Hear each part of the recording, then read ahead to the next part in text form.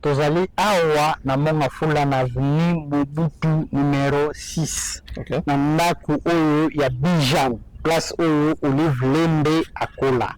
Olive Lembe abandaki kovanda na ndako oyo zomona oyo zo bien ndako oyo za ndako 2 chambres salon cuisine.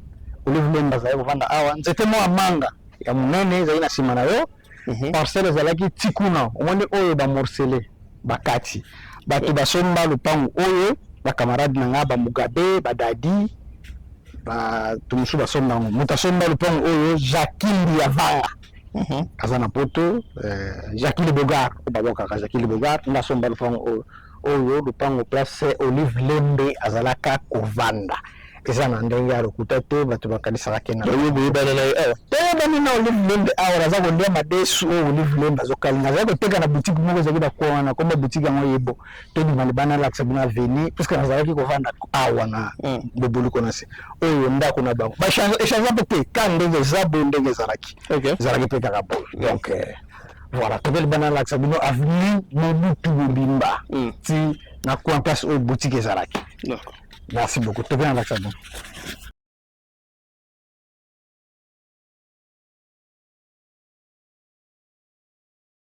Bon, tout le monde va expliquer par rapport à l'histoire. Il y a maman Olive, Tozobeta, Tozawa, puis à venir, ils ont la relation avec la maman. Bon, awa tozali na libanda ya avenue Mobutu. Heureusement, avenue oyo ezalaka na kombote. Avenue Mobutu yango. Awa nde lupango na bango na lakisi na kati libanda yango. Oyo zomona oyo nde boutique ndambo zwango. Zwa boutique yango. Boutique oyo Olive Lembe azali koteka yango ndako yango. Voilà, awa partir zomona bateka ba morcela ndako zomona bon. Donc voilà, boutique yango. Sikoyo tokana lakisa bino na bar oyo tobandaki kovanda na Joseph Kabila na Olive Lembe. So Joseph aye parce que bana vana na boya lakisa kaka. Le major tokomiota. Bon, awa na yebisa bino toza na entrée ya Kibuli. Ndenge tozomona cameraman ezola biso na se kuna na se kuna ezali armée armée ya wana deuxième arrêt ezali arrêt mongo oyo tozali sikoyo tala biso boye tokotana bino place na biso bino mbote bandeko balandi ya Yeba TV esengo makasi kokutana na bino en tout cas en ces débuts de semaine lelo toza bongo le 2 février 2026 excellente semaine excellent mois de février oyo euti kobanda en tout cas nzambe azala na bino atia maboko vraiment na ba activité misala na ba famille makambo nyonso tout en tout cas tobandi ete kimia eza na mabota na bino tokutani lisusu na cadre ya émission Je connais Joseph Kabila 3e épisode avec Major Kasereka oyo aye lisusu na ba révélation aye na ba reportage ya Kafu vous allez découvrir tout na kati ya émission oyo. Mais na sengi na bino déjà, bo s'abonner, bo partager et puis poser toutes les questions par rapport à 4e épisode où Ezoya Major Azan a besoin à répondre en tout cas na ba déshydratant na bino tout. En tout cas, poser toutes les questions dans l'espace commentaire. Numéro Ezawana ya Major, numéro ya Yeba TV Ezawana Benga. Posez toutes vos questions en tout cas, vous allez être servi. Lelo Togobeta spécialement l'isolo ya Olive Lembe, Madame Olive Lembe. Vraiment, vous allez découvrir beaucoup de révélations. Et puis, nous allons revenir aussi sur l'actualité. Claude Ibalan qui a rejoindre Bongo AFC M23 officiellement. Qu'est-ce qu'il faut retenir? Déclaration, il y a Donatien Cholet sur situation sécuritaire à l'est de notre pays. Nous allons tout balayer au cours de cette émission. Restez branchés sur Yeba TV. Mbote Ndeko, Major Kasereka. Oui, Mbote Ndeko Nangai, la CPI Mingi, Kozana Plateau. Vraiment. Sentez-vous bien, nouvelle semaine. Magamuteza Kitoko. Nzala makasi. 4 jours dans la lite. Oh. Oui, Nzala makasi. Vraiment. Bon, mais il faut que tu payes sa moto. Pour la rabine, tout le moment, ce qui est problème, c'est que tu as besoin de Zamba. Na otumba moto. Moni moto, payes le moto. Dans les lots moto, ça makasi. Dans la moni déjà sourire, wana. Magamu mabe, ça allez. Congolais zo souffrir, Congolais zo liati. Nzala makasi, mais batu mobo bazwa mboka en otage. Si les deux badingo libéré mboka te, c'est grave, c'est grave. Très bien. Major, troisième épisode, je connais Joseph Kabila, lelo spécialement, toujours le Belali Solo, il y a Madame Olive Lembe.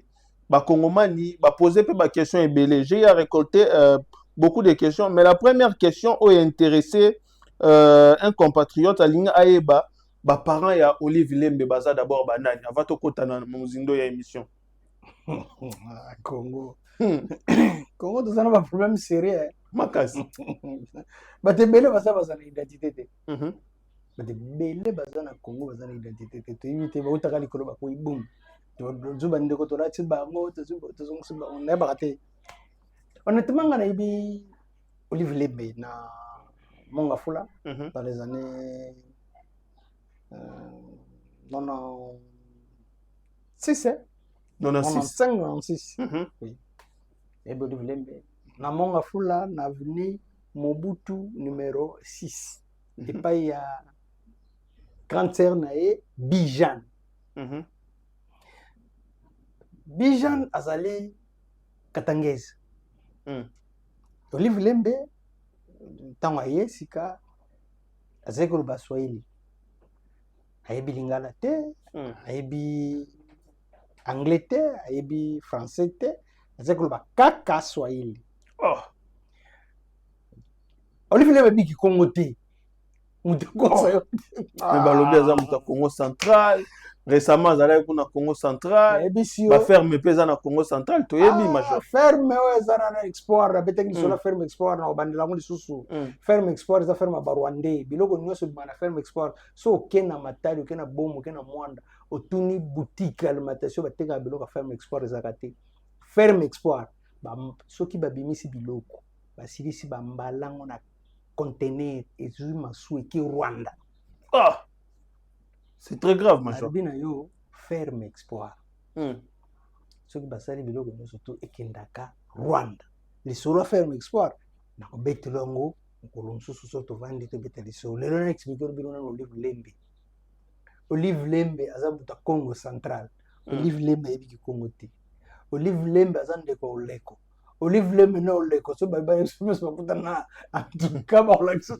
Aza oleko azan noko na ine ebite noko na ine. Côté maman, côté papa, ça je ne sais pas. Mais grande sœur na ye propre azali Bijan. Bijan de ayaka na Olive. Classe mo ibani na ina monga fo. Olive lo bakaki ni a Rwanda. Muto azana tembe avec toute la question Olive ne Joseph Kabila. Joseph Kabila dans les années 97 dans la côte Joseph Kabila français te lingala te abanako baswahili bora oyo ya Tanzanie arabaki ni ya Rwanda. Olive Lembe banosolo na Joseph Kabila na monoko nini babina sepela question mo tuna ko bi parce que non monosolo na so dans vraiment ne monoko Joseph monosolo Joseph Kabila babaneko solo na Olive Lembe kaka na kini ya Rwanda. Ezali kambo ya kosela Olive Lembe te ezali kambo ya te na lobaka makambo nyonso tu na ba preuve pe na lobaka so buntu ya lobike na kosi ake kofundaka komsanga na lakisa na moni obeti solo ba preuve major na kolinga to lakisa bandeko o ezalaki bongo reportage descente sur terrain oyo Major Kasereka asali ezana ba révélation ebele sur maman Olive ba kongomani balanda bango moko ba découvrir après tozonga o expliquer siko na mozindo ba révélation wana ba kongomani ba retenir nini tokende na régie ndeko Mecha Kochudi proposer biso élément ya reportage à Major Kasereka sur terrain ba ndeko ba mona ba révélation ba vérité à somme autant musu c'est kala caché mais lelo Major Kasereka yeko bimisa nyonso na public tokende na régie après tozonga pour analyser. Tozali awa na Mongafula na avenue Mobutu numéro 6 na ndako oyo ya Bijan place oyo Olive Lembe akola. Olive Lembe abandaki kovanda na ndako oyo oyo ozomona oyo zo yango bien ndako oyo eza ndako ya 2 chambres salon cuisine olive lemba azali kovanda awa nzete moko ya manga ya monene ezali na nsima na yo parcelle ezalaki tikuna omoni oyo bamorcele bakati bato basomba lupangu oyo bakamarade na nga bamugabe badadi bato mosusu basomba yango moto asomba lupangu oyo Jacqueline ya vanga aza na poto Jacqueline Bogar babokaka Jacqueline Bogar nde asomba lupangu oyo lupangu place Olive Lembe azalaka kovanda eza na ndenge ya lokuta te bato bakanisaka kena toyebani na Olive Lembe awa naza kolia madesu oyo Olive Lembe azokalinga azali koteka na boutique moko ezalaki bakwana komba boutique yango yebo tondima libana alakisa bino aveni puisque nazalaki kovanda awa na boboluko na se oyo ndako na bango bachange mpe te ka ndenge eza boye ndenge ezalaki mpe kaka boye donc voilà toke libana alakisa bino avenue Mobutu Bobimba ti na coin place oyo boutique ezalaki. Merci beaucoup. Tu viens avec ça.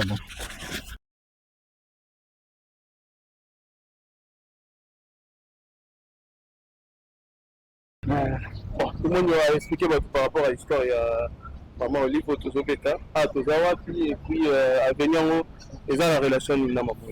Bon, awa tozali na libanda ya avenue Mobutu. Heureusement, avenue oyo ezalaka na kombo te. Avenue Mobutu yango.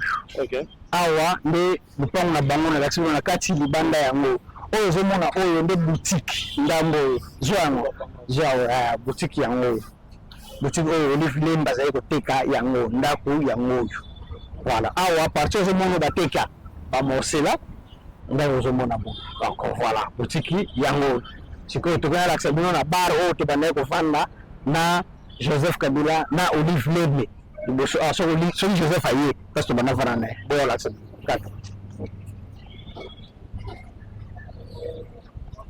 le major tokomi ata bon awa ndenge nayebisaki bino toza na entrée ya Kibuli ndenge tozomona cameraman ezola biso na se kuna na se kuna ezali armée armée yango wana deuxième arrêt ezali arrêt Mulongo oyo tozali sikoyo major yebisa biso awa toza ati bon awa tozali na arrêt Mulongo na nsima na biso ndako oyo bozomona clôture lupango Bobimba ndenge ekebe ebanda kuna ti na suka kuna ezali lupango ya Mulongo Godefroid Mulongo oyo aboma Lumumba diabulu aboma Lumumba ndako nango ntabelo liminelo aboma Lumumba vivant non kufa eba kufa kama Mobutu aboma na conférence liminelo mwana na Dominique Mulongo mwasi oyo alobaka biloko ezanga ntina awa nde place mwana wana mwasi akola ebiso tobalangi wako ile lokola Dominique Mulongo akola awa bisi tobandaki wako yiba bamanga awa moni awa ngai abandaki koyuta classe na IS na bakamarade toye koduka manga awa tout droit boye na kwa wana epa général Moleli so Mathilde Colombe epa ya général Ngimbi soko opusani tout droit epai ya Coutinho na avenue Ngalema Coutinho abandaki kovanda awa na avenue Ngalema donc on n'a pas le temps on n'est pas là pour continuer tozosala reportage pour na Olive Lembe na nsima awa eza na bar Kibulu place oyo tobandaki kovanda na Joseph Kabila place oyo Joseph ni place tozokende tolongo na ngai Joseph Henri na Tito mwana kifoto nazana na awa na Seguin tobandaki awa de fois na Eric Lenge tobandaki soka ekoduka Olive Lembe tokalakisa biloko Kabila azalaka voilà major tolandi descente sur terrain na lupango bisika wapi maman Olive Lembe akola place oyeba ye eza likambo ako c'est une première tout mona makambo boye na ba média major Kasereka Olive Lembe na Joseph Kabila bato bakasoni baza ba ministère ba utali kolo ba koya te Olive Lembe baza na parcours Joseph Kabila baza na parcours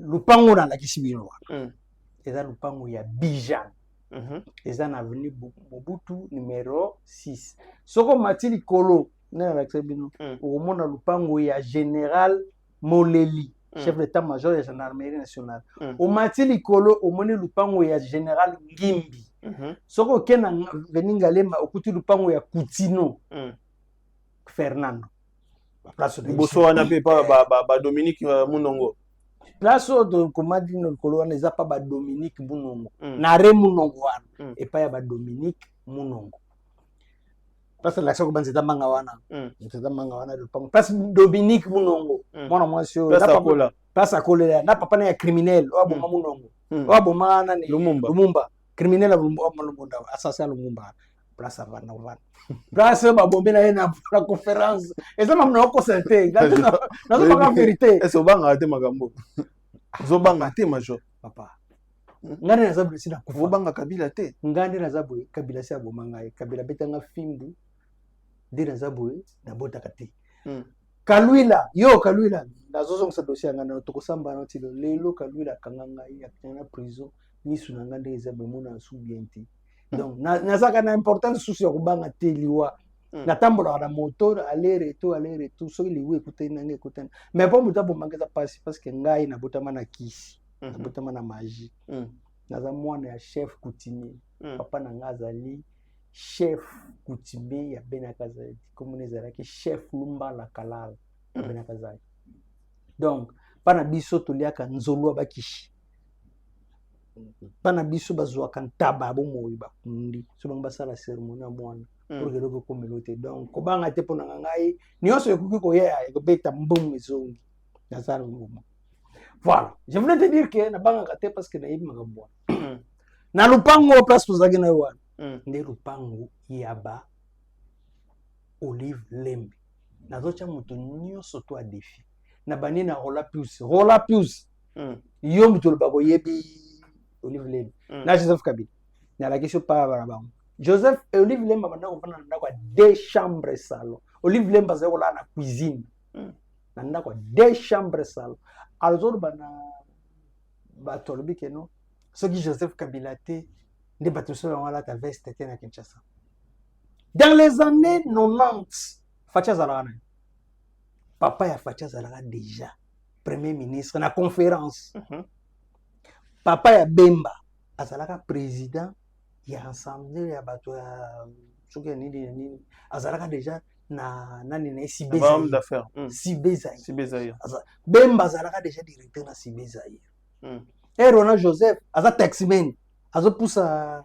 nani defao na wao sabana defao kufa so yo mna mamna no sakana chauffeur defao azana ngozo ngozo makambo defao zela mkono robeto la vérité bima déjà tika zela yo bana ngaza mtabaloga papa ngai ezana loko mongo te ngaso na bina lokelo ayo na ozanga ozwa oti na ebisanga mona mwasi o Marlène Kali ke Marlène na oya na poto Marlène amoni ba video na ye ba bengi na tembe Marlène azwi chimie place za sanke na kwena place kana za awo na commander komi na ona na facilité ko ibabelo nyonso wana to chama pa Olive Lembe mutalakisi Olive Lembe lingala na Kinshasa oza Zakari Bababasu siku mutasa temba tona Zakari Bababasu dans le mola Zakari Bababasu mutalakisi Olive Lembe koloba lingala Zakari Bababasu mutalakisi Olive Lembe kuchaba makelo achaka komo Zakari Bababasu soki na kosi otuna Zakari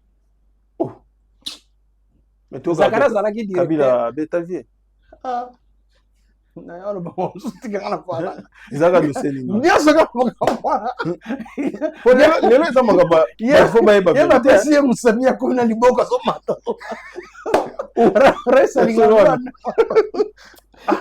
te pesa que chemu pa omoni Olive Lembe mutu alobise lingala ya Zakari Bababasu Zakari mutalakisi Olive Lembe lingala Jean-Marie Kasamba nani Rola Pius bokende kotala na monga fula ndako na laksi bino muke ndako anaza ndako ya vena ngamda somba yango Jakimbi ya vanga le Bogat vena pesi mbote kotoza lina mikili vekuta benga yanga na chombo ba bisinga auto filmer pale na za TV no filmer pale na yo pona juste kaka émission nanga ve zana loka mabete na chonga juste na émission pona like sabato na sabato keno ngai na yebi Olive Lembe biso tozoya wana na pango wana Bijan mwana naye liboso comme ne Alain mwana naye mibale comme ne Patrick Mwana na misatu comme les Kabika.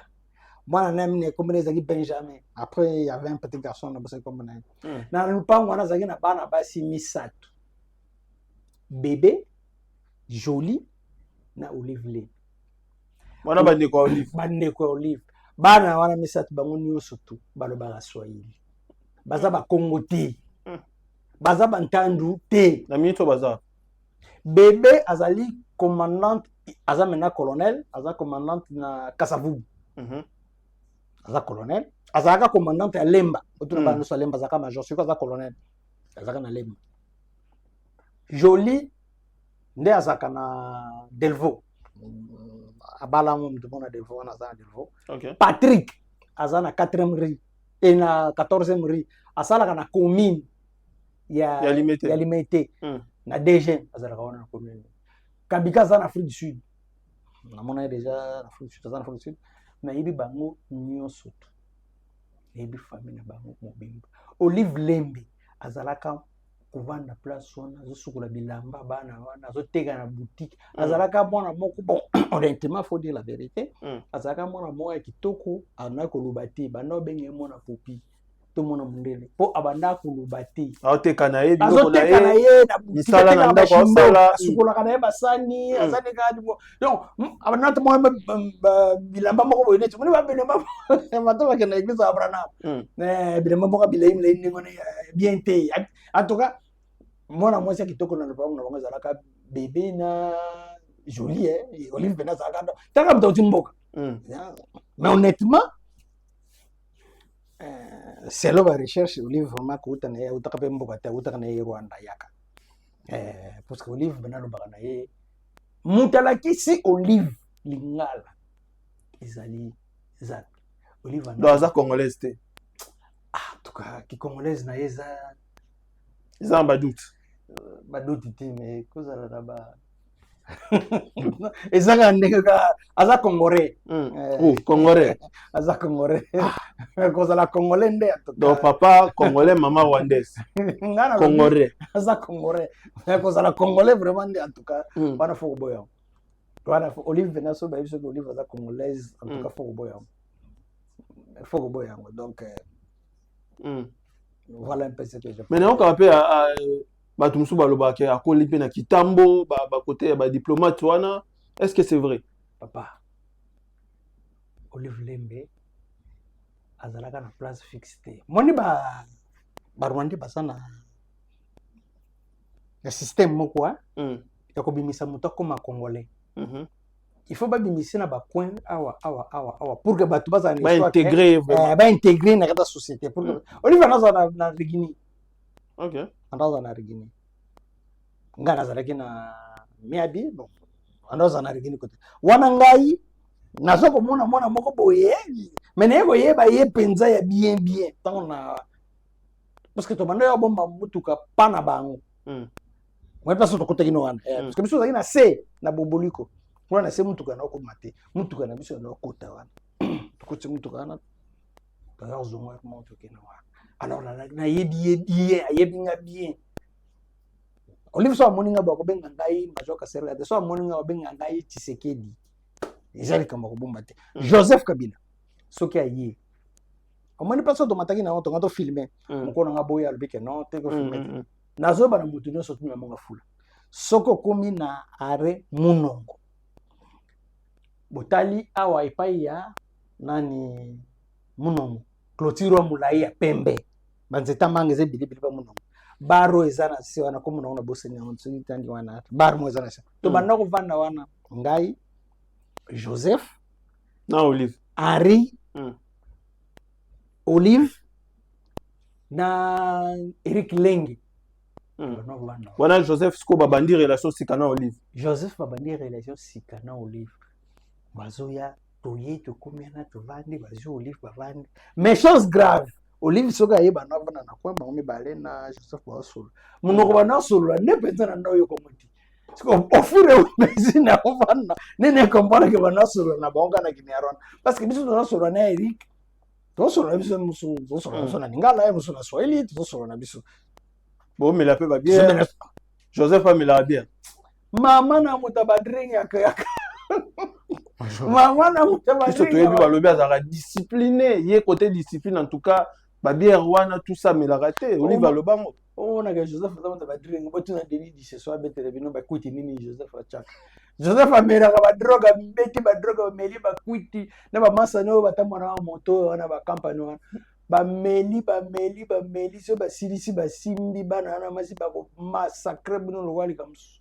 Ba meli ba subeli bino ba sumbeli bino ndenge mwana na mutune sala ka bien te o nani deni di ce soir. Joseph amta ba kwiti akaya kanda. Joseph a le bras pour quitter les guillemets. Par exemple, tu vas quitter Kanda, il y a un niveau zéro. Joseph a dit voilà, hein? Ngada ebi Joseph na vani na trop. Parce que camarade dans Azara chef na. Ah oui, tant ça va te belé que mutabanda ko diriger RCD MLC, nous sommes Azara ka Jean-Louis. Jean-Louis aza italien. Aza américain. D'origine italien. Camarade naye ndi mwana mwasi huyu Fortunata. Des camarades Jean-Louis naye na Fortunata kote na kataka. Joseph na Fortunata bayebani na 98. Mutu ayela Fortunata na maboko ya Joseph Jean. Ambassadeur à Italie mutu aboma Joseph. Ezali kamba kosa te. Batemu baza. Mutuka ya ambassadeur ya Italie. Eza na ma campagne na vningumu. Et pas Fortunata. Pas Fortunata. Eza pas Fortunata. Ezali. Fortunata azua bomi brise. Chargé sécurité na mkola mona mutuka na robike no mais mutuka eza mutuka ya ambassadeur. Comment est-ce que combien? 2 jours après brise akei. Bato na ngana yebi bango bien. Ngana vandi na bango boye. Très bien.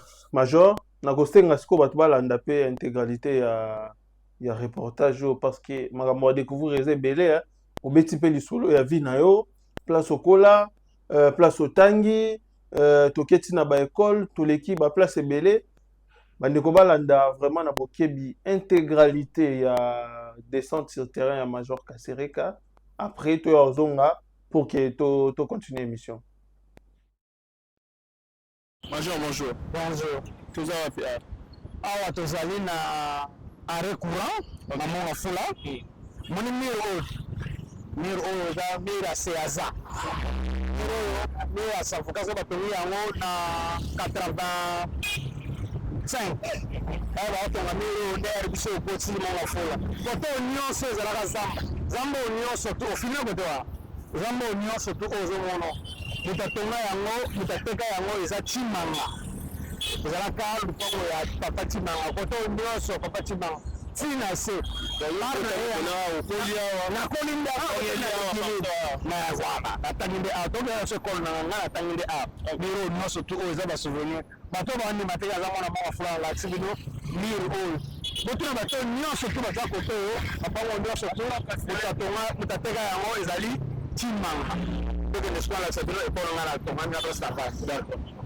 Tozali awa na monga fula na avenue Mobutu numéro 6. Okay. Na ndaku oyo ya Bijan, place oyo Olive Lembe akola.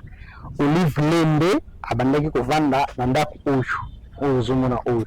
Zo yango bien. Ndaku oyo za ndaku 2 chambres salon cuisine. Olive Lembe azali kovanda awa nzete mo amanga ya munene ezali na sima na yo. Parcelle ezalaki tikuna omoni oyo ba morcelé bakati bato basomba lupango oyo ba camarade nanga ba Mugabe ba Dadi ba tumusu basomba ngo mutasomba lupango oyo Jacques Yavanga azana poto Jacques Bogar baboka ka Jacques Bogar na somba lupango oyo lupango place Olive Lembe azalaka kovanda eza na ndenge ya lokuta te bato bakanisaka kena oyo bana na te na Olive Lembe awa za kondia madesu o Olive Lembe azokalinga za koteka na boutique moko za kida kwana komba boutique yango yebo to di malibana la sabina veni parce que nazalaki kovanda awa na bobulu kona se oyo ndako na bango ba échange pe ka ndenge za bo ndenge zaraki zaraki pe ka bo donc voilà tobel bana la sabino avenue Mobutu Bimba ti na kwantas o boutique zaraki. Merci beaucoup. Très bien, Alexandre.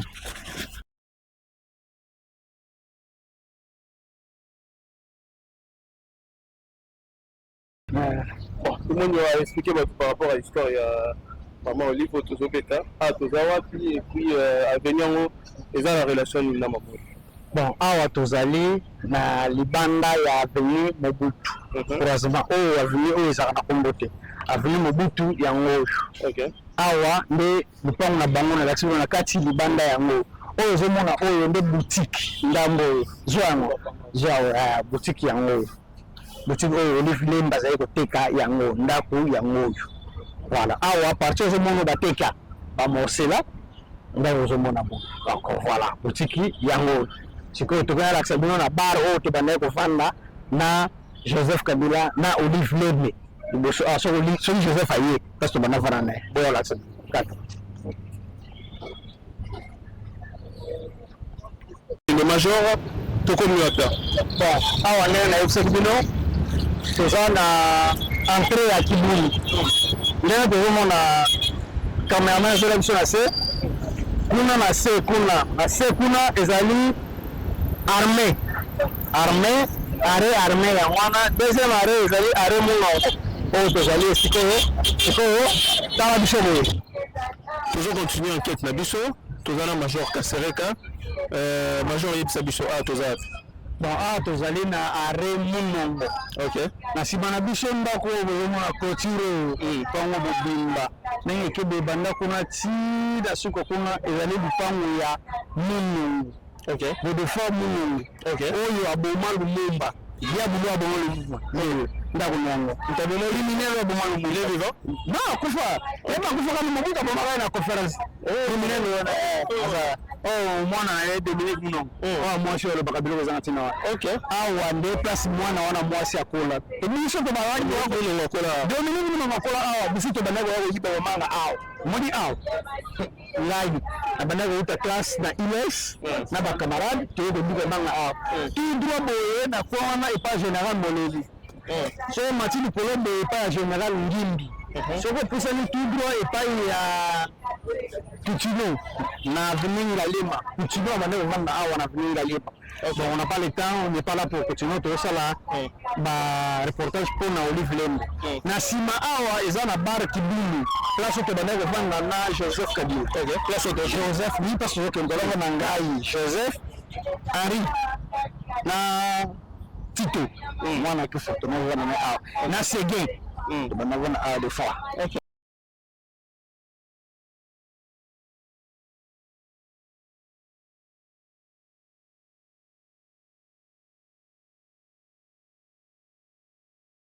L'école où la sala école primaire na attaque école où tozaga na directeur na biso comme les aga directeur Pindi atani awa na kati to kota to na hotel soki ba olinga kofilmer na kati ou pas mais atani primaire awa ilesi yangwana institut littéraire de Selembao. Bon to kota na kati côté Selembao.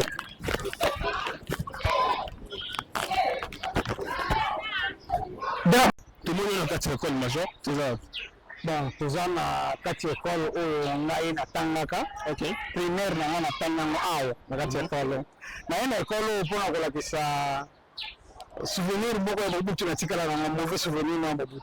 Omoni drapeau oyo, libende oyo, libende ezali libende ya drapeau. Tobanda koyembela Mobutu awa va tokota classe biso nyonso totelemi awa. Tozoyembela Mobutu.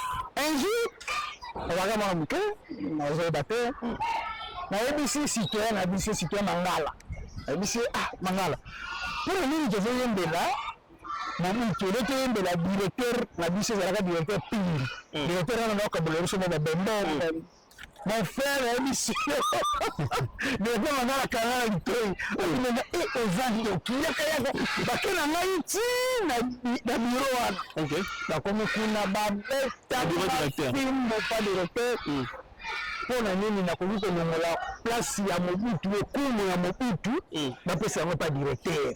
Donc j'ai été chicoté balinga babengana bani na école.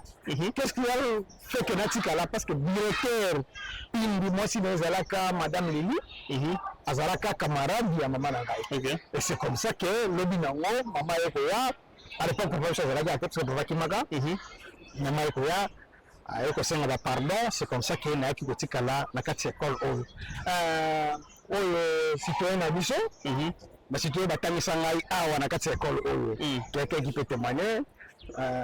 Bonjour sur le côté. C'est le côté. Vraiment c'est mon fils.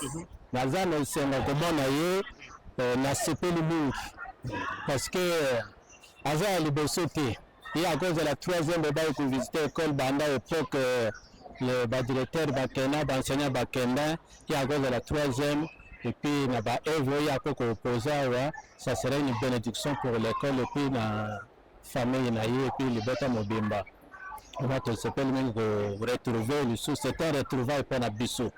Nous sommes vraiment très contents. Le bienfait n'a jamais été oublié.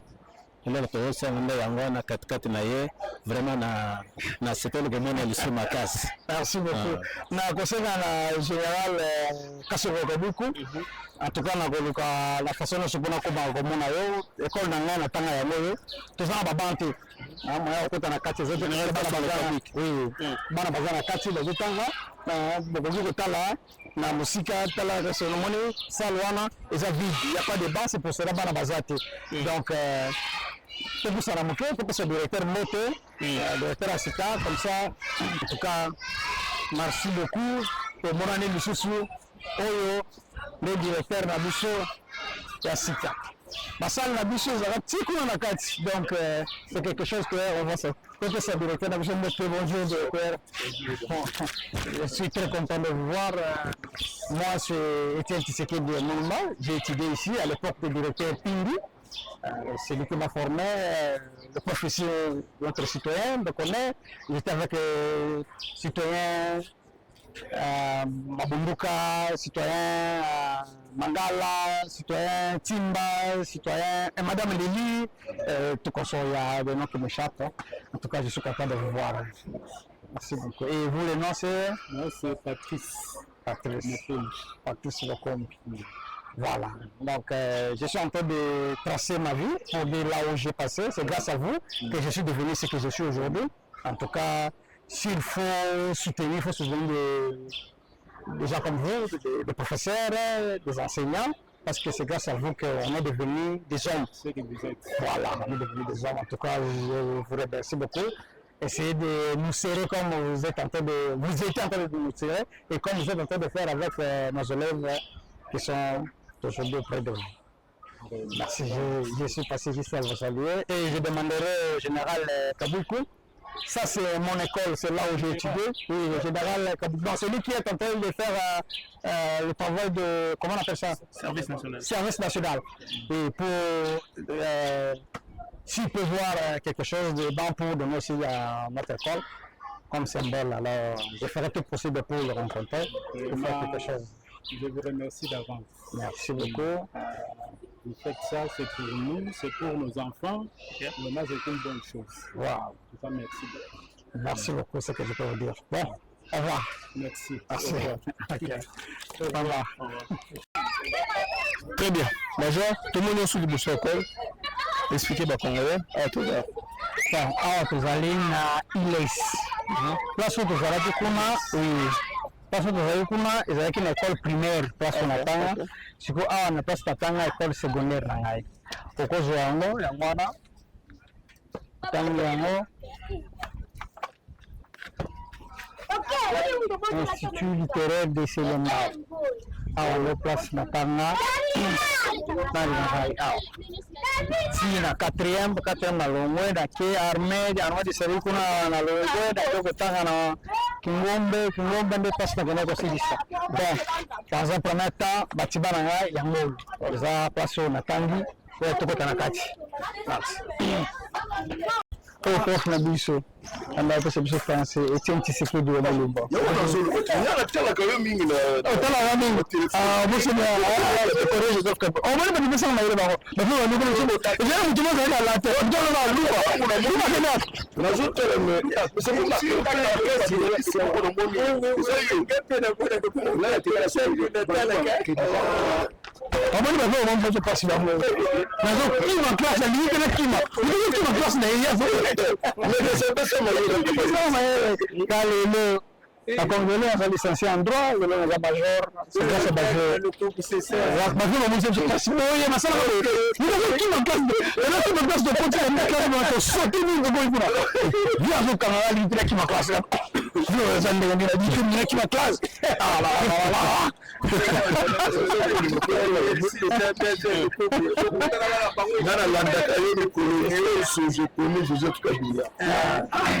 Donc, Obandi, voilà, ok. La zone de développement, voilà, ok. Bon, bien, Nicolas, après ça, la nouvelle, parce que les profs n'a plus ça, on va mettre ça. Bon, nous avons présenté ma prof, on va y aller. Attends que tu sais que des moments maman a dérangé. Donc, mais qu'est-ce que tu dis là? On peut faire un peu sur la tête. Prof, monsieur, tu vois la prof, là on a fait mon c'est vraiment ça on a fait mon. Depuis ce jour depuis Cal. Depuis Cal. Ah, la route on a insisté. Bon, on Paul Mangaï place d'attendre vraiment. Donc en tout cas, dans le Sénégal, voilà, monsieur Totem sera ILES, Institut littéraire de Sénégal, prof à latin, donc monsieur Totem, alors, na kosenga na autorité vraiment na yeko filmer on pour la que ça comment est-ce que école na kufi baba ezate en général Kabui Kuka songo en tout cas ça là quelque chose pour la baba ya école il est école oyo eza école au moment où ezaka ko visiter à l'époque muto c'est ko tanga na école mais tala na école eza abandonné tala na école eza abandonné tala toiture tala ya ko filmer na kati ya sala ya ko filmer na sala ota ko batala na kati ya sala tala ça filmer il y a pas de banc ici il y a pas de banc oui Zarata en tout cas la CPN est surprise et tout le monde a ka toye bagaté pour la ndenge mais ezali parmi bana oyo ba surprendre ngai même kolalelo na yeba kité bana oyo batanga wa na seo ba bengaka ILES Institut littéraire de Selembao Institut littéraire de Selembao école monene et format pe bimisa ba docteur et bimisa ba juriste ya minene na mboka oyo et bana oyo batanga bazala vraiment reconnaissant na sa tuka na sekora na bango bazala tellement reconnaissant étape promotion par promotion bazala makanisi ya kitoko pona kobongisa école na bango oyo lelo pe na sepeli komona Tshisekedi c'est ça surprise pour ngai parmi ba élèves parmi bana oyo batangi awa bazana souci peza ke école oyo ezongela mpenza ndenge ezalaki bien que soki tokoma lisusu ilesi te ekoma institut de Selembao parce que basection ekoma ebele na epoke wana ezali kaka ILES soki otangi na ILES te otangi te en tout cas nasepeli komona parmi ya bana oyo voilà en tout cas on a remercié prof Mangaï ce qui est là nazolo ba français bien nazolo ba conservation nazali c'est grâce à ma prof c'est grâce à ma vie on ne ba former en tout cas je serai toujours reconnaissant de ça et je demande à notre gouvernement de ne pas oublier cette école. Regardez quelque chose de bien comme ça, un bijou, mais c'est abandonné, il n'y a pas de banc. Regarde le tableau, filme le tableau, regarde, il n'y a rien de spécial ici, pas de coloré, pas la toiture. Donc, en tout cas, on signe le gouvernement, pas de retaper école kozala quelque chose de bien. Mais ba retaper ba école musu donc ba sala ba école musu eza école à l'état, eza école à l'état. Donc il faut nous continuer sur kozala sama mingi. Merci beaucoup. Bon, tu que ta la basale bo moni bi monde basale ekufi baza ba banque baza na le côté to ko taper to ka ba directeur na kanti comme ça to le ka to ba ni to ça. Ok. Toc toc. Ok. Je suis votre élève ici, j'ai étudié ici. Oui. Oui, alors, quand j'ai eu l'occasion aussi de visiter d'autres écoles, là où je passais, c'est pour ça que je voulais aussi visiter mon école là où j'ai passé et voir quelles sont les difficultés, qu'est-ce qui se passe ici. À vous de me dire qu'est-ce qui se passe. Vraiment, merci beaucoup. Merci beaucoup, mon papa. Soyez le bienvenu parmi nous. Et nous sommes ravis de la joie de vous voir. Et vous avez de très bonnes mémoires, souvenirs, de ne pas aller pour de bon, de penser encore un pas en arrière, là où était votre base. Et ce n'est pas donné à n'importe qui. Vraiment, vous êtes très reconnaissant. Mais une très grande requête par rapport à l'époque ou l'année ou l'état de l'école où vous étiez élève, voilà son état jusqu'à aujourd'hui. Or, toute chose faite par les maîtres d'hommes a des durées. Voilà. Alors, ce bijou, c'est l'effet président Mobutu qui avait fait depuis 1970. Daté de 1970 jusqu'à les jours d'aujourd'hui, l'école n'a jamais été réhabilitée ou bénéficié de quelque chose pour l'avancement ou pour... 1970 jusqu'à ce jour. Oui, depuis 1970. Et même l'électricité que l'effet Mobutu avait laissé, il a fallu changer de fil parce que cela s'est mis de fur et à mesure. Mais 1970 jusqu'à aujourd'hui, on est totalement bloqué. Nous sommes une d'installation depuis l'année là, jusqu'à aujourd'hui, il a fallu, ce sont des fils. Il faut changer chaque fois, 1970 jusqu'à présent. Même les bancs que vous mettez, on se met, ça peut se casser. Il n'y a même pas de bancs là. Voilà. Est-ce que vous avez écrit par exemple aux autorités compétentes? Mais oui, bien sûr. Quoique nous sommes nouveaux, nous sommes venus, nous avons vu des traces de ceux à qui nous sommes venus remplacer, qui ont présenté les requêtes, mais jusqu'à présent, il n'y a pas de suite. Et jusqu'à aujourd'hui même, nous continuons toujours à travailler, à donner des rapports, mais voilà l'état de l'école. Et sous la pluie, si la pluie commence à menacer, on ne peut pas garder les enfants détruits à l'école. Parce que voilà l'état de la toiture, ça ne va pas.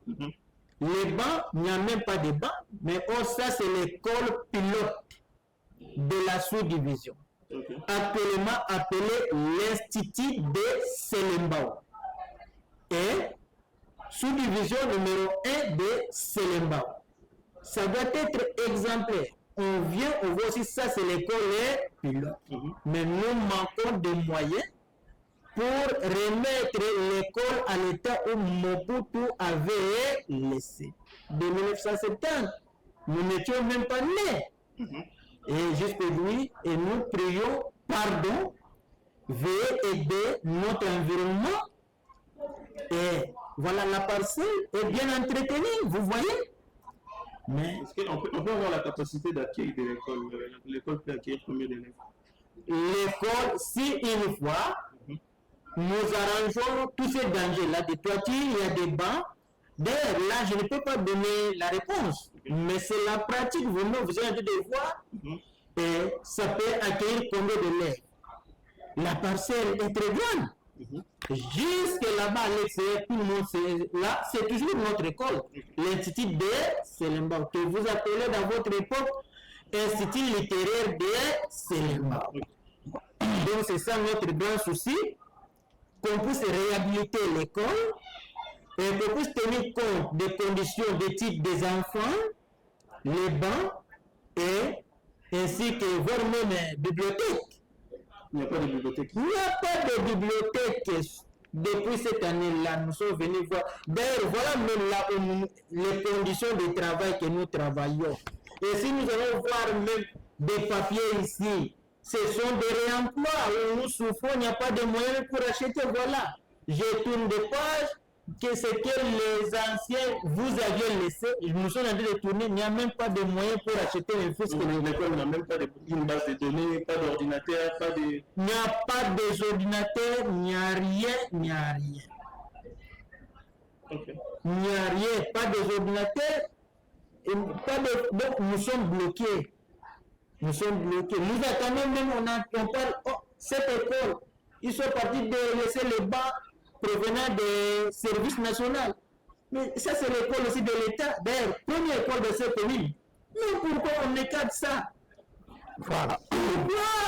Bon, on ferait tout possible pour parler avec le général Kassonga Kawiki, celui qui est dans cette service national, pour qu'on parle avec lui, pour voir si on peut d'abord commencer par là. La première chose qu'on amène d'abord dedans, et le reste, on va voir. On va partir mollo et on va voir ce qu'on peut faire. J'ai été passé juste à vous saluer, voir là où j'ai étudié, voir comment est-ce que ça se passe, et je vais aller soumettre votre demande auprès des autorités pour voir ce qu'on peut faire. Vraiment, ça serait une très grande consolation aux parents même, parce que c'est l'unique école, comme je venais de dire, de la référence, tout proche de Macadam. Très proche de Macadam. D'autres là-bas, il y a des Koulouma. C'est pourquoi les parents ont peur d'envoyer leurs enfants là-bas. Même les écoles là qui sont bien traitées. Mais ici, c'est tout proche. Nous sommes abandonnés. Mais nous abandonnons pas, même la vie de tout ça, bien ne pas faire. Ne vous en faites pas, on va voir ce qu'on peut faire. Merci beaucoup. Merci, c'est moi d'ailleurs qui vous remercie. Je resterai toujours votre fils. Ok. Papa Ngai, Docteur Ngadou Kabea, awanazana mpango na yo. Malheureusement ki yepesi atika biso, mulimo na yetu manakimia. Akutani na kuzana ngai, yeye tozana ye François. Cousin François, il s'est présenté aux François, François Xavier, Nazar cousin pardon, Nazar neveu à Dr Ngadou Kabea. C'est moi qui est responsable ici, la passée, c'est moi. Voilà. En tout cas, merci beaucoup. Ah, on est place tozala ko yakozwa bongo ya bataba pona kosala bataba pona fête ya ba Benampuka nyonso tout. Malheureusement que papa bébé basi bakufa mais bana bazali bana to ko kabana te to bo ya za biso to za Benampuka. Alors les famille ata papa zate na ko na kutana François en tout cas c'est bien mimi ko na François vous en tout cas nzamba za lokum. Merci beaucoup. OK, merci tous là ensemble en tout cas merci beaucoup. Bon outil pas papa ko tunangai Docteur Ngadou Kabea ayebani makasi batika biso toza na avenir na ye yango tosakala donc alapa na ye malheureusement ki azate tokutani na François et c'est mingi. Voilà, je pense que bandeko pour comprendre quelle essence ya ba révélation ya Major Kaserek. En tout cas ceux qui ba question ezali comment na espace commentaire numéro à Major Ezawana, benga, numéro à Yebati Ezawana, benga, poser question na yo, tokotu na Major, à cause à la vraiment, na plaisir ya vous répondre na ba question na bino, nyonso awa ezali mambosagan, donc question nyonso ezwa, réponse na Major, toujours continuer émission na biso, actualité, tomoni moko ya ba proche ya chef de l'État, Claude Ibalanki, asali point de presse, na Goma, à rejoindre ba M23, et puis si bakongomani moi passe ngana mpe tobetaki lisolo infiltration na mboka oyo lelo ba preuve yango oyo Claude Ibalanki omoni yango ndeni. Bon Claude akei ye fallait que na ye bien avant na kama kota umeli mwa moke parce que tant bakanga ye fallait bitanga bima ka fallait que naga Claude na yebeli na Afrique du Sud na yebeli na Afrique du Sud à chaque fois tant na lobaka na lobi que président na entourage na ye azana ba piqué ebele na renseignement babenga bango ba piqué babenga bango ba danseuse pourquoi baza ba piqué baza ba danseuse batikeli yo mutu moko boye azwaka information ya nyonso tu oyo za kosala pa communiquer à libanda azwaka makambo nyonso tu oyo yo zo solola na batu pembeni a communiquer à libanda bato wana na cercle président baza ebele ya basi na mibali na lobi na bino vérité na yebi bato wana ebele ba conseiller ya président nazolo babi ba conseiller ya président la plupart ba travailler pour Congo. sur 100% tokozala au moins na 85% ya baventurier baconseiller ya président soki totie baofficier généraux sur 100% tokozala na 85% ya baventurier soki totie baofficier supérieur sur 100% tokozala na ba 85% ya baventurier président azobundaka ye moko. Je me suis toujours dit na vie leo na bino sa mission on a longi kipi pour na pesa président et bela respect mutabate la président na Congo za raté service mon côté za ubate la président isati président mutabate la kiza nzambe yango afana la tika kina maboko nzambe tanda la mukana tika kina maboko nzambe c'est tout comme moi président za tout seul abundaka ye moko. Tu peux t'imaginer qu'à faire un la Claude matin midi soir azuba barol nyon soto apesi confiance sur apesi na mutana za mutu na yote siko mutana za ye moko te ya bongo bazé beli président Azad na danger permanent mais grâce à Dieu qui azalaka toujours en vie. Président a échappé à un attentat chaque jour. Tokozoye, Neni, Tokobomaye, infiltrati na moi les pinières. Papa, Batouana, ton président du pouvoir en 2019. Bango ba siégé balobi qui en 2020. Et aussi il a été président aux Aratés. Mutu ba charge ka osala biloko wana ezalaka John Numbi na Mukutu. Donc bango bazalaki pena prêt ya kobeta biloko wana d'ailleurs gotsa delfa ka yimbi la kati basambria bango moko. C'est grâce à Dieu que biloko wana esimbati na ndenge moni bakomokanga bango na ndenge moni bakomoko baloko nanikaki nayebisa président vérité ke nga na chaka vina nga danger na chaka vina nga na sako exposant c'est parce que nayebi ke nzambaza tout comme président Mambosalaka a chaka vina ya danger azo risquer c'est parce que nzambaza c'est parce que tozana na eloko ali bosso za bolingo Congo mutalinga Congo lokola fachi na Congo azati eloko ali bosso ezalaka pas fachi c'est parce que fachi alinga Congo. Lelo na kozwa audace ya koyebisa président que président meka ko landa émission oyo vraiment bokata parti botindela ngo président na sepeli eloko moko pasteur Gilia lobaki abi na mituni est-ce que na mboko tozaka na président est-ce que na mboko muta dirigeaka pays azali parce que muta ko yiba lobi batiki muta ko détourner lobi ntongo batiki mutu kosala mabe lobi ntongo batiki non président ba dirigeant mboka ndenge wana te ba dirigeant mboka ndenge wana te. Souviens-toi tango ba pendre bato na martyr papa na yo lobaka nini azalaka ministre lobaka nini il faut faire voir na bato ke mabe eza mabe atoza nani so osali mabe ozo mérité punition nzambe ye moko nanu muta mawa muta yokelaka bato mawa muta bolingo ne balobaka mais est-ce que nzambe alebisaka te Dieu n'a jamais pardonné so osali mabe il faut punir yo nanu pardonner koya après adana eve baliaka mbobani mpona apardonner bakata di baza bato nanga pardonner nga batika na jardin de non apardonner bango te apinir bango bengeli bango jardin de nzambe nanu po motema malamu nzambe na motema malamu na ye avandi botali donc no sodome na gomorre basali mabebele atitena ke utumba bango Abraham asengeli bango pardon habité bazo mérité bazikana bazikisi bango. Comment est-ce que président okoza motema malamu okomoleka na nzambe président motema malamu no bolingo no leki na ya nzambe sincèrement nga ezolekela ebeloko moko ekamusinga bato bakomininga balave chirumwami babi chirumwami azalaki innocent chirumwami azalaki mutu akoyisa budangana eza chirumwami ngai nazoloba na bino moto akoyisa Bunagana eza Chirimwami. Chirimwami apesi mbongo pa colonel Lobo, apesi mbongo pa colonel Jean-Marie Niania. Oui, akoyisa Bunagana.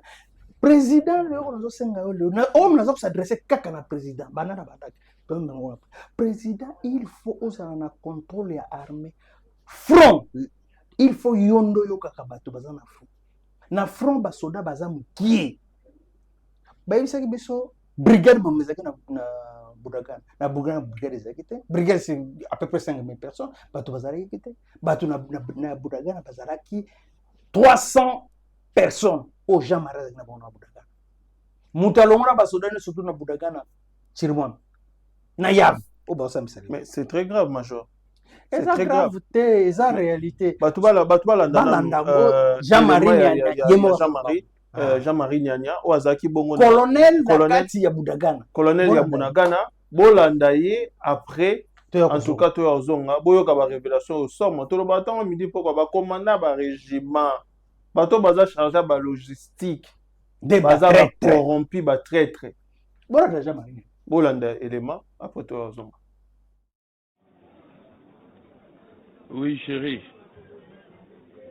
Nazongana expliquer yo na moi mukuse makambo yo elekaki sur le terrain.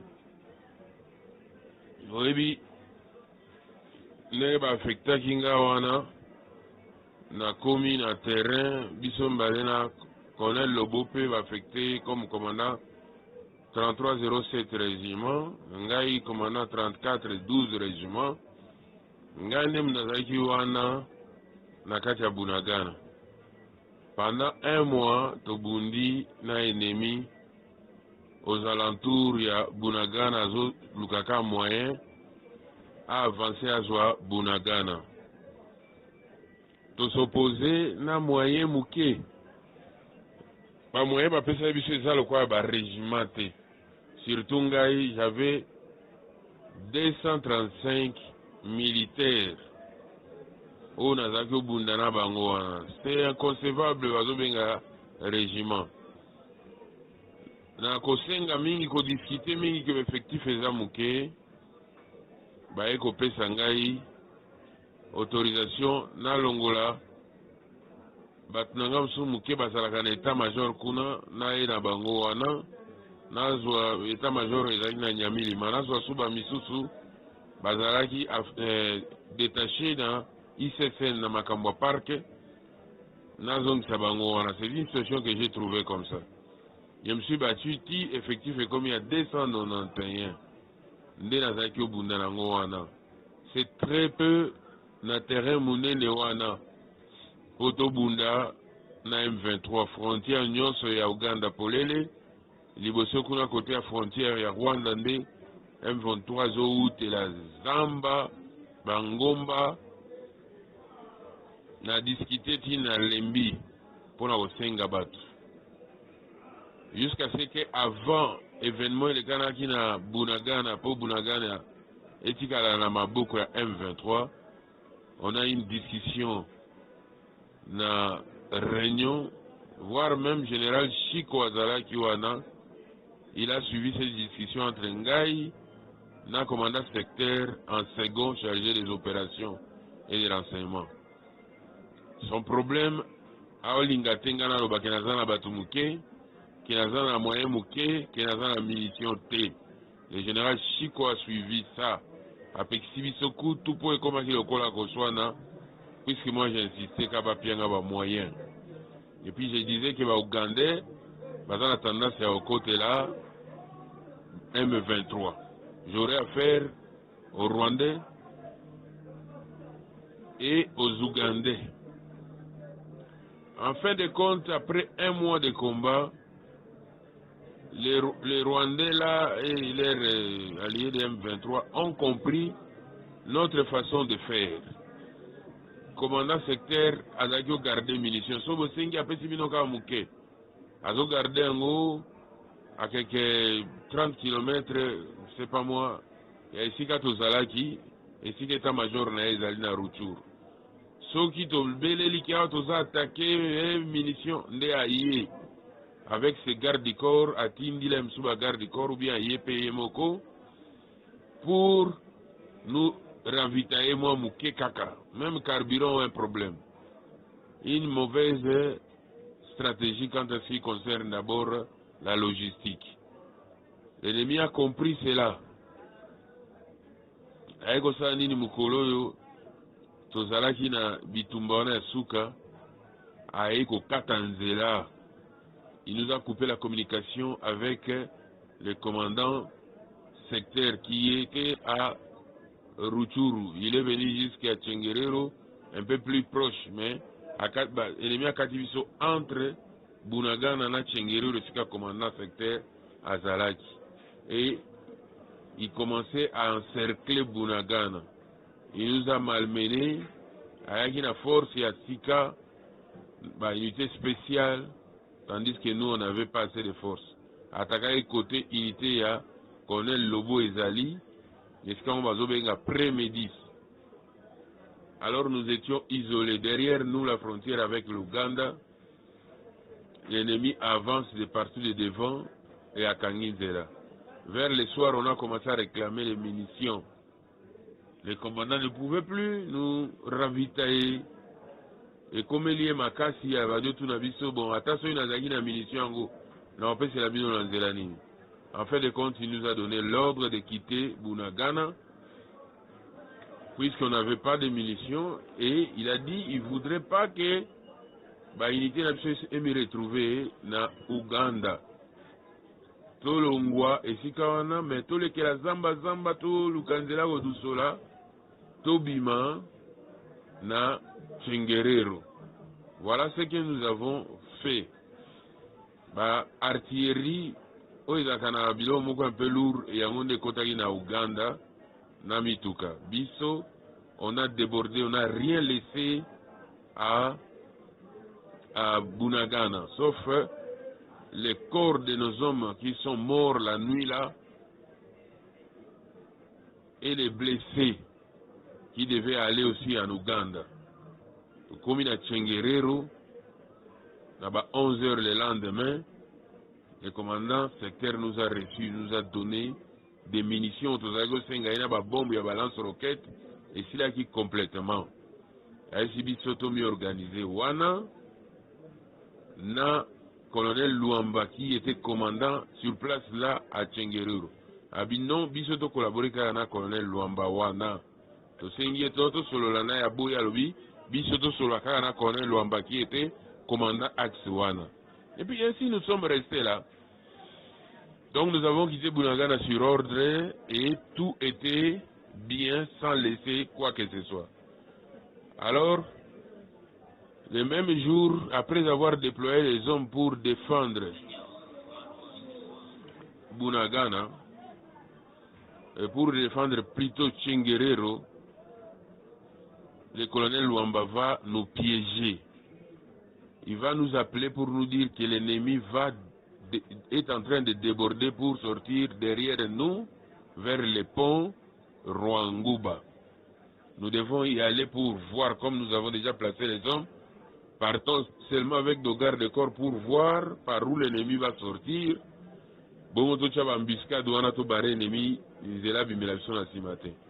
Nous sommes partis avec lui ensemble, moi, lui, colonel Lobo, le second du colonel Lobo, SD du colonel Lobo, S3 du colonel Lobo, son S2 adjoint, avec d'autres hommes là. Donc il y a une légion de témoins là. En cours de route, il va se dire que non, il doit rentrer derrière nous là, puisque la MONUSCO est là-bas. La MONUSCO l'a appelé pour qu'il rencontre un responsable de la MONUSCO. Alors il va nous suivre. Bisoto continue de là vers le pont Rwanguba, lui va nous rejoindre. Nous sommes allés, moi je suis allé à Contre-Cœur, je dirais aux autres, mais comment lui peut nous appeler Yemogazon à la Sima. Nous sommes arrivés à quelques mètres, à une centaine de mètres du pont Rwanguba. Moi j'ai dit aux autres, on l'attend ici. C'est lui qui va nous indiquer, il va nous montrer le terrain. Pendant qu'on l'attendait, on appelle, oh non, je suis empêché, je suis en train de causer avec ces gens. Directement, on va nous appeler par les chefs pour nous dire, mais comment La MONUSCO dit que vous avez fui. Nous avons dit fuir pour aller où? Nous sommes sur le terrain, nous sommes vers le pont Rwangouba pour voir comment mettre l'embuscade, puisque nous sommes informés par le colonel Wamba que l'ennemi va déborder pour nous couper ici au pont Rwangouba. Le chef a dit non, il n'est pas content de ce rapport-là, il faut qu'on rentre là où sont nos hommes. Et puis on était déjà en train de rentrer puisqu'on avait traîné là sans que lui n'arrive. Nous sommes rentrés.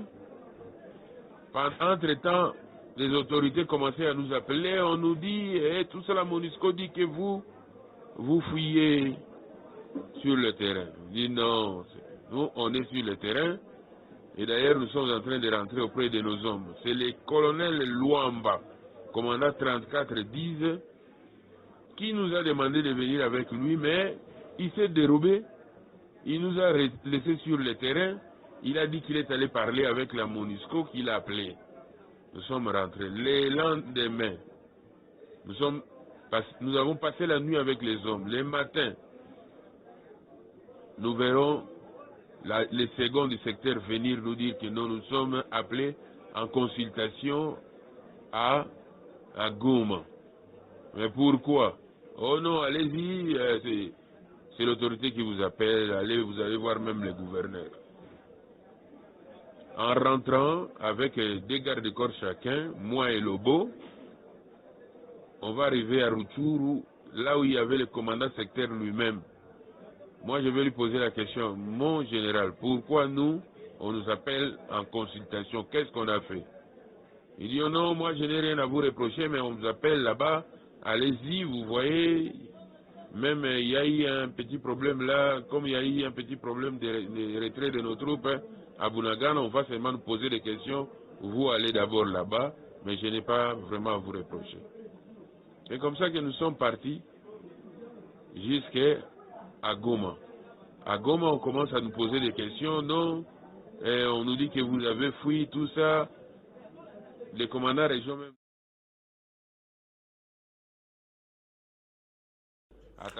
Voilà. Ça fait mal des fois, Major. Hein? Quand la révélation est boyée, comment armée Nabiso les a infiltrés, ça fait mal, Major. Même ça, surtout que l'armée Nabiso les a infiltrés.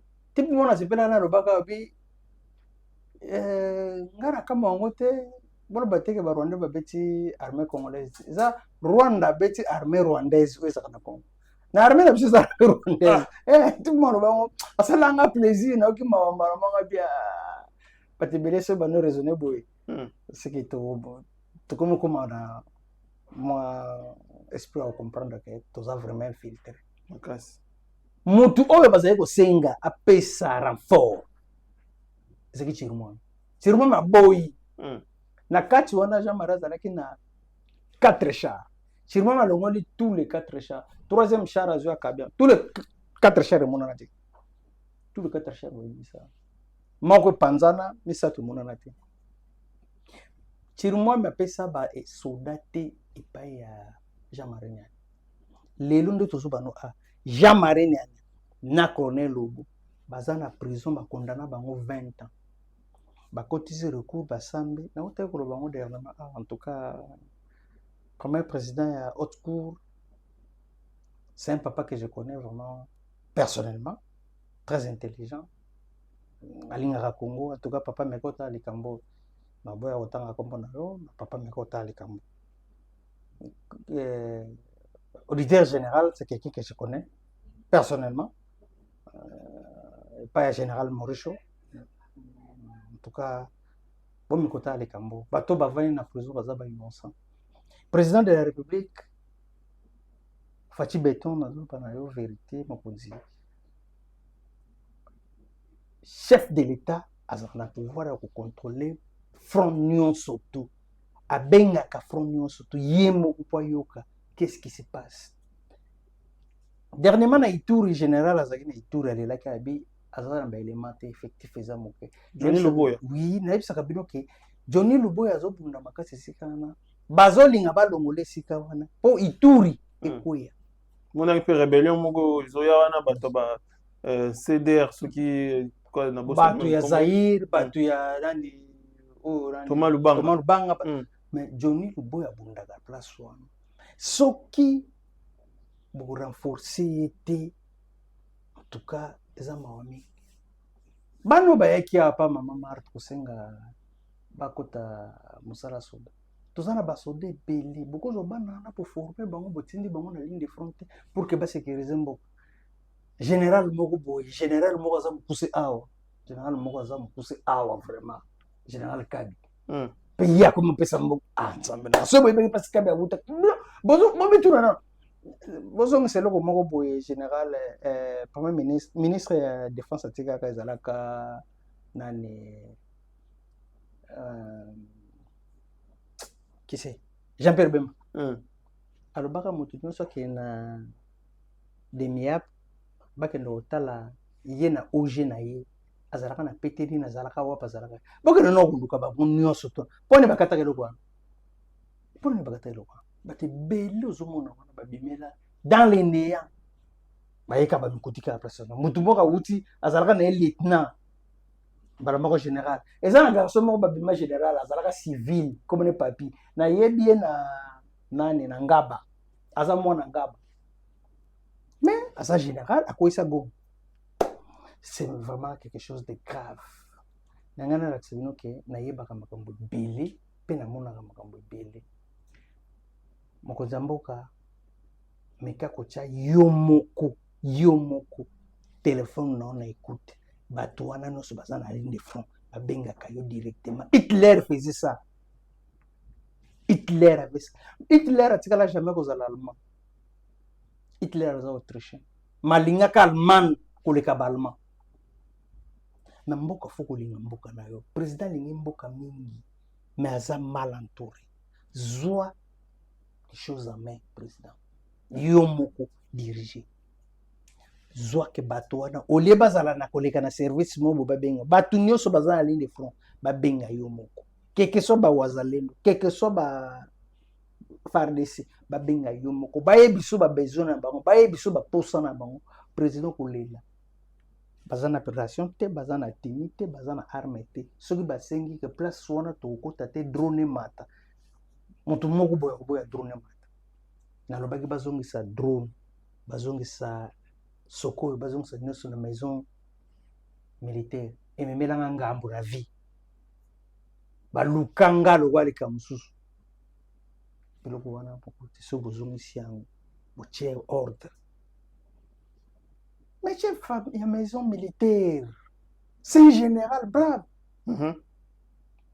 général Malu bopese commandement ezalaki na maboko ya nani ya Vantiro bakangi yo nani Tumba Bamunda azaki na maison militaire bozwa ngo bozongisa na maison militaire bopesa ngo nani général aza wana bakodiriger pourquoi bozolinga kosala confiance wana te président ndamengana lobela lelo. Très bien, Major. Tozo kende malembe na suka ya émission. Congolais moko atuni alinga yeba où se trouve le général Bisengemani azawapi. C'est bana ça va besoin de problème. Ah ben non, nous on a dit un problème là il y a beaucoup. Congolais là c'est bon Major bien. Bon, on a posé question hein. Major a fait ses réponses. Dernier sujet, Major, namoni interview ya président ya Senko Abe Cholé bakongolais basiliki makasi na maloba oyo ya lobi pourquoi basango ba kokosa pourquoi bazolinga kondima te que le Rwanda nous agresse tokene na régime bango mais chaque vraiment tela biso élément oyo Major ayoka yango et puis si pas si pas bakongolais qu'est-ce qui se passe avec la Senko qu'est-ce qui se passe avec bakambi ya église catholique après to ya ozonga to analyser Nini nano bozali ko juger avec officiel il y a autorité rwandaise à travers l'ambassadrice Mathilde Mukantabana et à Rwanda des États-Unis oyo avoué devant Congrès américain et solo coordination en matière de sécurité et alliés entre Bango et AFC M23? Bon, d'abord, on est allé comme Senko avant d'éliter. La Senko parce que vous porté dialogue pour continuer ou pas? Confusion pesana sananino. Dialogue est d'abord les Kamaba Congolais. Dialogue est allé na otoza osenga inclusif awa. Rwanda aux arakatité. Réponse n'a après baveu wana Rwanda. Ouais. Avait à Rwanda ya ko accepter collaboration avec M23. Bon, on a simbi parce que comme j'ai dit dans Vandela il y a tellement de choses dans les réseaux sociaux, l'intelligence artificielle, donc c'est difficile d'assumer les choses dont on n'est pas on n'a pas la maîtrise. Non, il a mais à ce que je sache, mais à ce que je sache, d'accord à Washington. Et Zongela qui une des clauses parlait de ce que nous appelons agression du Rwanda comme mesure défensive. Nakati accord, banan basien accord Rwanda. Pardon, l'accord Ndima qui était agression rwandaise. Dans le bibongoté. Dans le bi parce que d'abord je parle avec beaucoup d'hésitation sur les propos du président Kagame parce que c'est pas président Kagame mais ambassadrice ya Rwanda. Voilà, il y a un azolo baté d'abord ngamo na landa kiangoté, c'est dans les réseaux sociaux. Alors je suis moi-même déjà victime. Il y a beaucoup de formations dans les réseaux sociaux que c'est imprudent de prendre une position sur des propos que vous ne maîtrisez pas. Mais si je vous fais foi, pas que moi j'ai entendu, si je vous fais foi de ce que je comprends, de ce que vous dites que aurait dit cet ambassadeur-là, pour moi, c'est quelque chose qui n'est pas très différent de quelque chose qui est dans l'accord de Washington qui parle en termes de mesures défensives. J'ai dit si je vous fais foi, donc je réponds avec beaucoup de citations. Voilà. Major, comment on a basango bako défendre agresseur ya République démocratique du Congo talandenga zobeta miso pour affirmer kaka que Paul Kagame azo soutenir M23, c'est tout un problème pour monsieur Donatien Cholet. Pourquoi basango bazo porter combat oyo? C'est comme si bazui quand position na bango eza au soutenir Rwanda ndeko Major Kasereka. Faut pas que basango na makambo basango na yana bana kata makambo moto za na makambo eza Cholet na Mbongo Cholet faut bien ngona bakomana ba Cholet na Mbongo moto pas pesa ba moto makasi eza président de la République yesolo po za moto ya malamu mingi mabuto landaka nani malula kimya ke kupandela libanda malula jasu achapwa na mboko mbuta landie mbango kimi. Qu'est-ce qui manque pour nous quand bateau? Et je sais que nous monte. Non, bah ça va intouchable. Bah ça va intouchable. Bah ça va intouchable. Bah ça va intouchable. C'est facile le bidato. Bah au temps de la mbongo ba tindele kaka mandat de comparaison mbongo dinga suba na bilamba lengi lo palikam. Et là on est aux anga le bidato ngokande tanga sisi ko lo babilo ba ke bakangie ba yene papa. Comment est-ce que vous confirmer boulot ba ndongo? Cholet alobaka ngalo bisoki ba publié makambo mabe na 2023 en tout cas tous en choix te tokoluka jeune moko brave ko bima pose au pouvoir donc ba eba ezaka déjà plan na ba congolais moko ya courageux nga na yebi Christian Malanga bien Christian Malanga za mutu ba yana Christian Malanga na kisasa bato wana na yebi Cholet. C'est malin, t'es Cholet. Bah tu vas y aller là-bas. Bah Cholet non, tu vas y aller dans ta copine. Ok. Mais comme ça. Cholet wana. Na je me souviens le background na bi yambo na Cholet. Babanda ko ya ko sala ma réunion na bango ya mabe contre président. Na motel fikini. Soki na lobby mamba kuta. Ambom Cholet. Na lobby ke bino bo bande ko sala ba réunion contre président. Na motel fikini. Boke funda. Na weda bino preuve na soki na kosa magam na justice major ngana zo ba solo yo soka funda nga ba temo bazali ba preuve zali yo funda ndo kosa na ponga na kosite mutu wa Cholet na Mbongo baza bato ba kokanga bango na tongo moko abwene eloko alobe ba ko tikete est-ce que nous ba kombe ba ko fana na est Mais il y a ce zongo, et je prends ça à la légère. À ce zongo, ben tu vas gérer, ça canne. C'est pas des films. Il y a des films. Exactement, il y a des films. Papa. Boyoka maman na sango. Boyoka maman na sango. Ngara leka ba place moko na vie. Mon frère me revend sur la prison makala. La prison makala kako. Au sala une semaine. Mon frère au moins ne mo qu'il est comme noir. Nga vana na prison makala 2 ans. La prison makala sala inana kabila kanga Willy o aventure kai ni se donne Joseph azo commander bokanga mutwana. Bato zo mono basholo. Baza bato kabila. Ezalo ko bomba te. Baza bato oyo ya kabila na olive azo manipuler. Shole na mbongo. Baza bato bokotika bango liberté.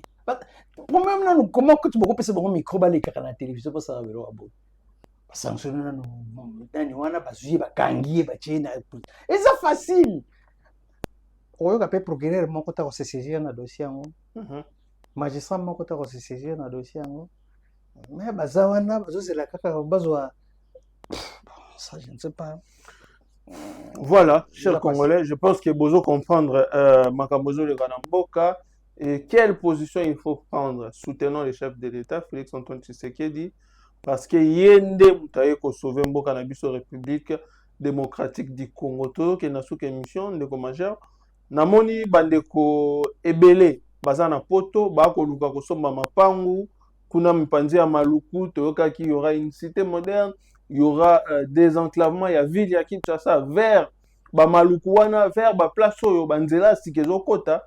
Voilà l'occasion, il y a Kosomba Lupangu na Maluku à $2000 seulement aux ans na Lupangu na yo bande konabiso o baza très crédible na osenga na bino bolanda la vidéo après bokoya ko toya ozonga pour commenter yango. Tangu ifwani awana komina Maluku 20 sur 20 na $2000. Omani kote ba otonga cité asika eza kuna na gauche mobimba bazo tonga nouvelle cité de la ville de Kinshasa et là ko kabali biso boulevard Chilombo nyonso bazo monawa 20 sur 20 na $2000. Imaginez dans une entreprise na biso Figes ezo tongela ndaku na yo na moins cher maison préfabriquée à $1500, Figes a Tongelio. Dans 10 ans, on souscrire, chaque mois, on fout à $300. Bah, Tongelio Ndakuno, il y a $36,000.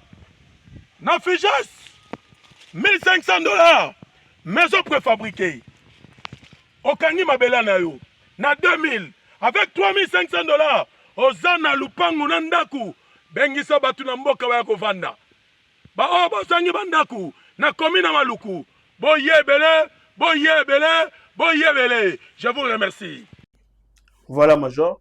Maman Pangou, déjà, c'est une opportunité. Moi, il y a bien à saisir pour qu'on a déjà propriétaire. Hein? Oui. Na place on a besoin que ma Pangou à moins cher. En plus, besoin de moins cher. Na moni va préfabriquer à $1500. Oui, na moins cher. Alors, c'est quelque chose de bien. Moi, il y a le là. Tozana no na mapango te, tozana no ni ba locataire, ni tingaza za locataire te, za pena lupango te, na ibi na place na la la tende na zabu. Ndera za na ibi place na la la te, place na vanda na ibi te, place mo sina na bana bakenda na ibi te, ngaba. Wa mutande ni major. Kabila tena na ba problème sérieux. Ngama ko ndera za. Tina komia na ibi te na komite bina komia. Donc, tant que bima, nande na okeni na weba tibi na koma kote. Te na moni to kende tozo tal mako. Te wana za place bien en tout cas faut on pas on ko chamwa mise en valeur comme ça comme une adresse fixe. Comme une adresse fixe parce que dans l'adresse te na ibi na place na zate ça fait au moins 2 ou 3 mois maintenant. Na mona bana ngakala na ipas bazate mais sauf que zamba osunga kala te na mona ba na sisa na timu ko na oboma Joseph Kabila. Ndi makambo kisira bo masama benga ne biso tosala ki wana abinanga comment est-ce que bato bazo Joseph akufi te nayebisaki kaka réponse moko ya nazobana na vérité na télévision Joseph Kabila aza mama na tente kande na ese bino aza na baliwo ebele bato ebele bakufa te maya oyesa bino bakoma na baza te mai napesi yo kaka bato mibale bakufa me bakufa te officiellement toyebi ke bakufa me bakufa te moyen na expliqué bino ngo vraiment fozalaka na baservice mpona expliqué yo Joseph Kabila bazosala eloko moko baopréparé ye alongwa po batya rubero mais kona kokufa pene ya kokufa boye te moto akosa oteba melo esabensolo Osama Ben Laden akufa botika biloko wana eza mama moko baservice secret bayebi biloko basalaka basali biloko moko boye babimisien mais bino mpe bondimi yango na makambo nazosa bino eza vraimen ngolu ke bozwi moto azalaki na kati ya boite abete bino masolo oyo abete bino masolo asolo alors botika biloko wana. Très bien. Tout comme une émission majeure, les mots de la fin. Ouais, le mot de la fin, en tout cas, au sein de la présidente de la République, les lois vraiment n'a besoin de s'adresser à la présidente de la République. Naki Pasteur Gili, ils ont ça la biso passi mingi. Président, nanu mutalinga Congo ndingi yolingi Congo te. Batu balinga Congo na loba à chaque fois. Bazaka misatu bakufa. Mutali boso zaka Patrice Emery Lumumba, mutami Bale zaka Papa Etienne, mutami Sato zaka Moïse Kabila, yo za 4e mutalingi président. Nga na zui chance ya ko vanda na ba président Mobutu, Laurent Désiré Kabila, Joseph lelo yo za président na kati mboko. Na biso loko mo za vrai. Mobutu muto ateka ye za ba siège na ye cercle na ye nde bateka Mobutu. Zo exemple nazopesa lelo moto akenda kotikela Joseph Kabila ba arme nyonso tu na Kisangani se Kengo wa Dondo motakenda kotikela ba arme nyonso tu Kisangani etombé le 15 mars.